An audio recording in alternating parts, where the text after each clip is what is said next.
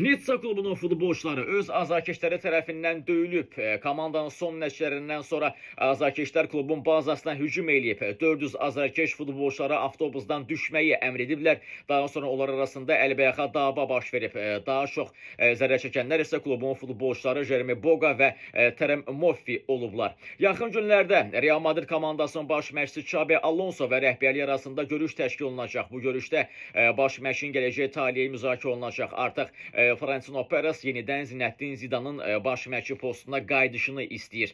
Ronald Araujo hazırda psixoloji sarsıntı keçirir. O, Barcelona komandasının baş məşqçisi Hans-Dieter Flick'dən müəyyən müddət futboldan kənar qalmasını xahiş edib. Yeri gəlmişkən Barcelona Eintracht klubunun futbolçusu Nathaniel Brown'la maraqlanmağa başlayıb. Sergio Ramos Milan klubu ilə müqavilə imzalamaq istəyir. O, gələn il keçiriləcək dünya çempionatında iştirak etmək də niyyətindədir. Sandro Wagner Augsburg klubunun baş məşqçi postundan qovuldu.